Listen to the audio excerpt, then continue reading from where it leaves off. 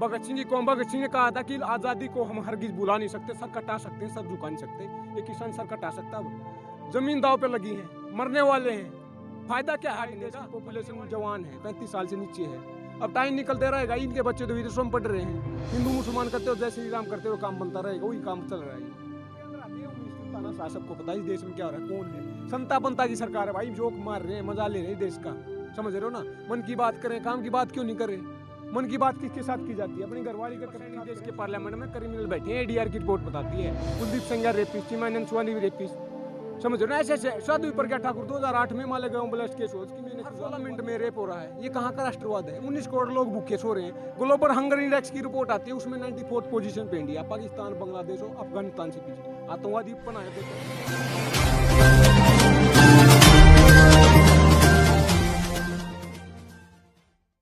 नमस्कार, आज हम दिल्ली के गाजीपुर बॉर्डर पर। लगातार हम बचपन में एक कहानी सुना करते थे और देशभक्ति की जब जब बात होती थी तो हमें पढ़ाया जाता था कि हमें उन देशभक्तों की कहानी याद आती है, वतन पर दे गए उठती जवानी याद आती है। आज उसी देशभक्ति का जो एक गूंज है वो हर बॉर्डर पर लगातार आपको सुनने को मिल रही होगी, देखने को मिल रही होगी। लेकिन आज क्या ऐसी बात हो गई है कि इस देश के किसानों को ही जो सरकार के द्वारा है, चाहे तो वो हम लोहे की कीलों के माध्यम से देख ले या बैरिकेडिंग के माध्यम से देख ले, जो पक्की दीवारें हैं वो चिनवाई जा रही है, तो ऐसी क्या आज चीज हो रही है भारत देश में? जबकि जो बॉर्डर या बैरिकेडिंग भारत के जो बॉर्डर हैं, जैसे कि चीन, हम देख रहे हैं कि चीन हमारे भारत में एंट्री करता है, वहां करनी चाहिए थी, लेकिन आज सरकारें अपने ही देश के किसानों को, जो कि अन्नदाता है, पेट भरने का काम करता है, उनको रोकने का काम कर रही है।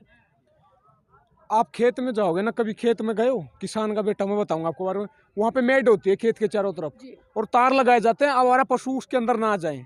तो ये तार कैसे लगाएंगे? किसानों को आवारा पशु साबित करना चाह रहे हैं, इनडायरेक्टली किसानों की बेइज्जती कर रहे हैं।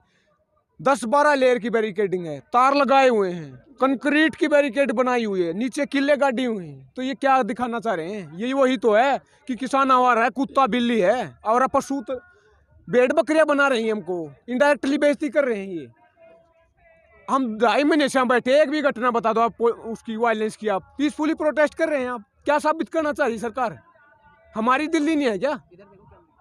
ये क्या गेम चल रहा है? वही तो बात नहीं है। अगर यही बैरिकेडिंग चाइना पे बॉर्डर पर लगाई होती तो सिक्योरिटी वहाँ होती, तो चाइना हमारे देश के अंदर घुस के गाँव नहीं बसाता। अगर यही बैरिकेडिंग पाकिस्तान के बॉर्डर पर लगाई होगी थी तो वहाँ पे आतंकवादी घटनाएं इतनी नहीं होती। बोला था ना, जब नोटबंदी की थी, काउंटर फेक करेंसी को रोकेंगे, आतंकवादी घटनाएं घटेंगी। मतलब 200% बढ़ गया है आतंकवाद। और नोटबंदी से क्या हुआ सबको पता। पहले तो लोग मरे लाइन में लग के, गरीब आदमी मरा। दूसरी बात, जो आरबीआई की स्टडी बताती कि जितना भी धन था सर्कुलेशन में सारा वापस आ गया, बल्कि सारे से ज्यादा वापस आ गया। ये क्या हो रहा है? मजाक है इस देश में जी। हम लगातार अलग अलग बॉर्डर पर देख रहे हैं कि जो भारतीय जनता पार्टी है, आरएसएस संघ के कुछ कार्यकर्ता है, वो एक नारा जो गूंज रहा है उनकी तरफ से कि दिल्ली पुलिस तुम लठ बरसाओ, हम तुम्हारे साथ हैं। तो इस पर क्या कहना है इनका? और क्या काम? यही तो चाह रहे ना। कभी आतंकवादी बोले, डिवाइड एंड रूल वाली बात अंग्रेजों ने भी किया था, ये भी कर रहे हैं। या तो डाइवर्ट एंड रूल या डिवाइड एंड रूल। हिंदू मुसलमान, जात पात, मंदिर मस्जिद, वही तो रहे हैं ना। और क्या चाह रहे हैं? अब जैसे खालिस्तानी आतंकवादी बोलिया, अगर हम आतंकवादी हैं तो हमारा दाना पानी क्यों खा रहे हैं? उगाया तो हमने ही है, अन्न भी हमने उगाया, सब्जियां भी हमारी है, दूध घी भी हमारा है, तो क्यों खा रहे हो?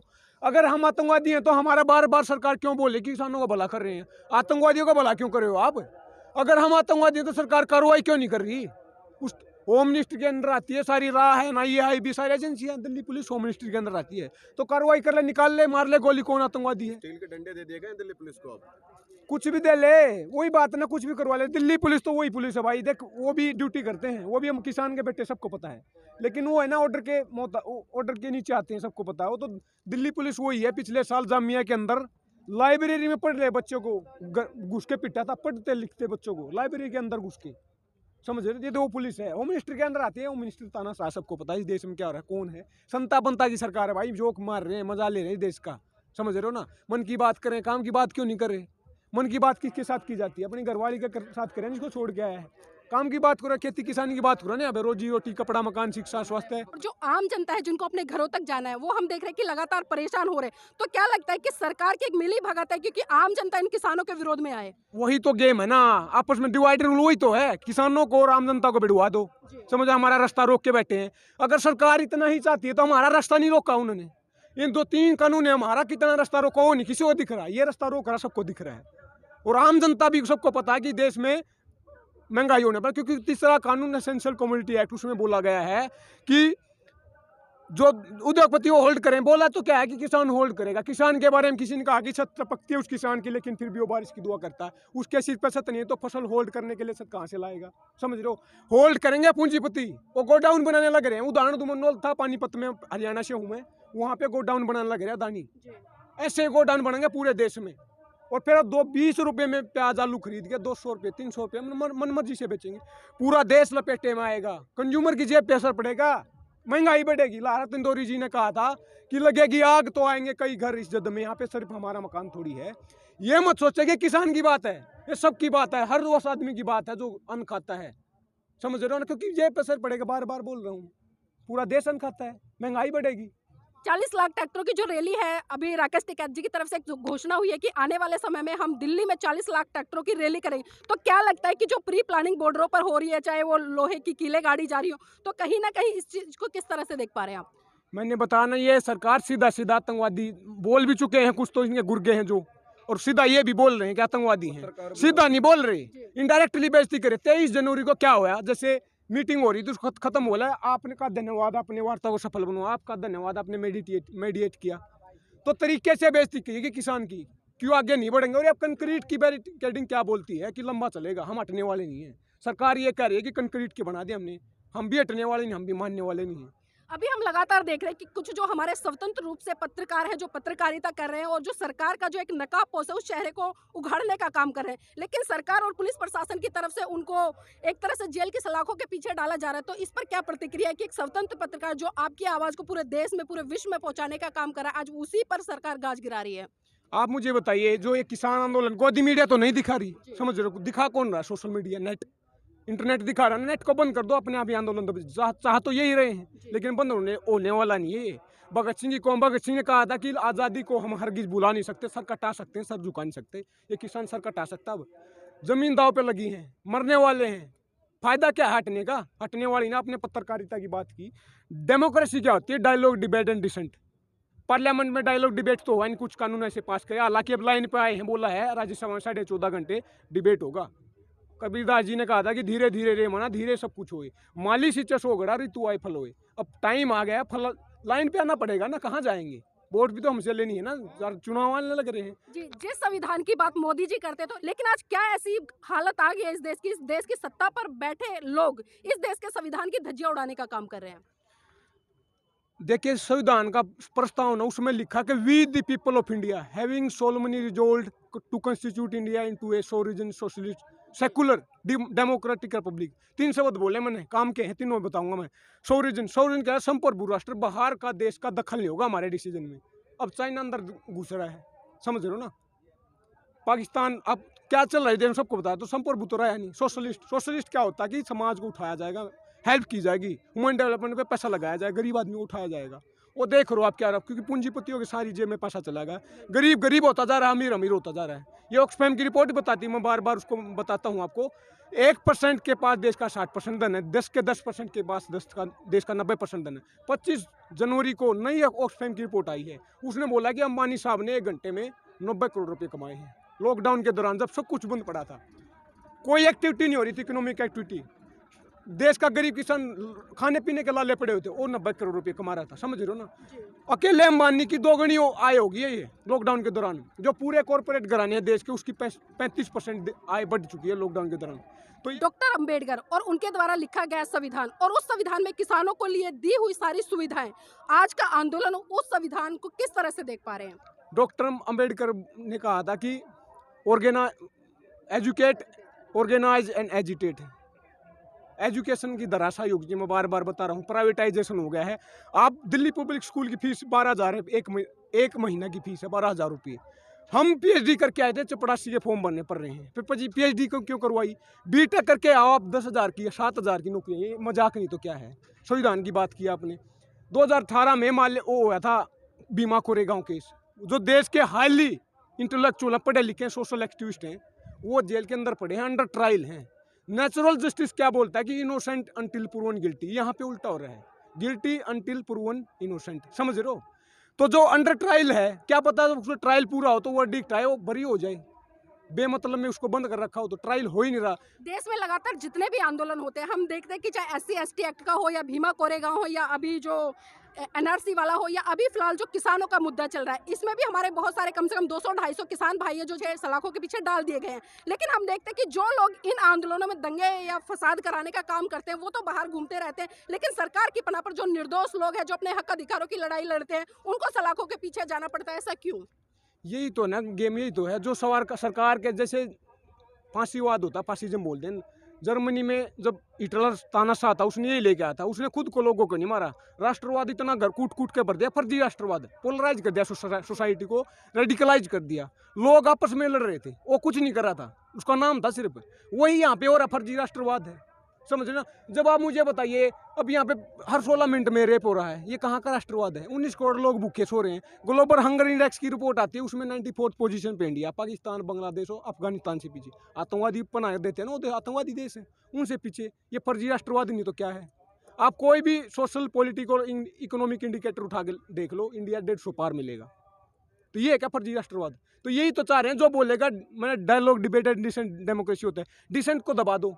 जो पढ़े लिखे कुछ आवाज है, भीमा कोरेगांव का नाम क्यों लिया मैंने? क्योंकि आप पढ़े लिखे तो उस समाज के, दलित समाज के, वो सारे अंदर डाल रखे हैं।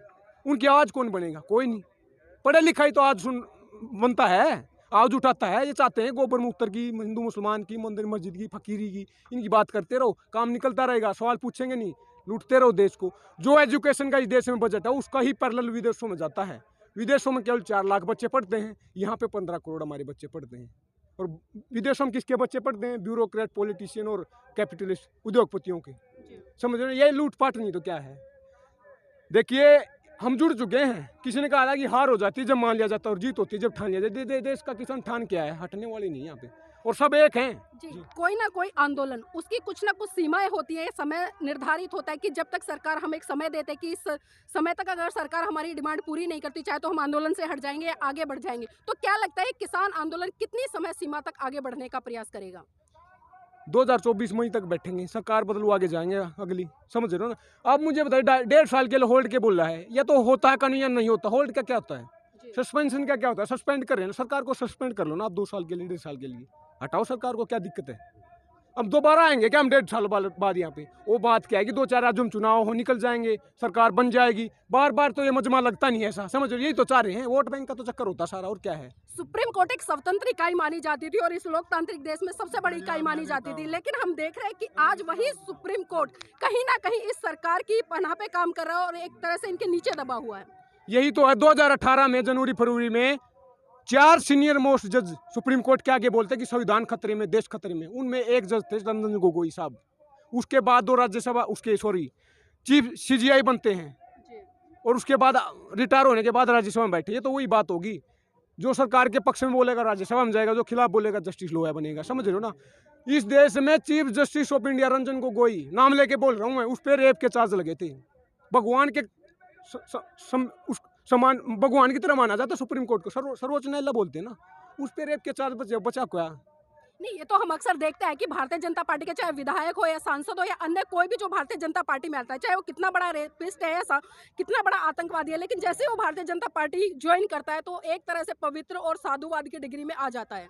यही तो गेम है। 43% इस देश के पार्लियामेंट में क्रिमिनल बैठे हैं। ADR की रिपोर्ट बताती है। Kuldeep Sengar rapist, Chimanand Soni rapist. समझ रहे हो ना? ऐसे साधु प्रज्ञा ठाकुर 2008 में मालेगांव ब्लास्ट केस हुआ, उसकी मैंने कुछ आतंकवाद के चार्ज हैं। वो कानून बना रहे हमारे, क्रिमिनल कानून बनाएंगे तो ऐसे ही कानून बनेंगे।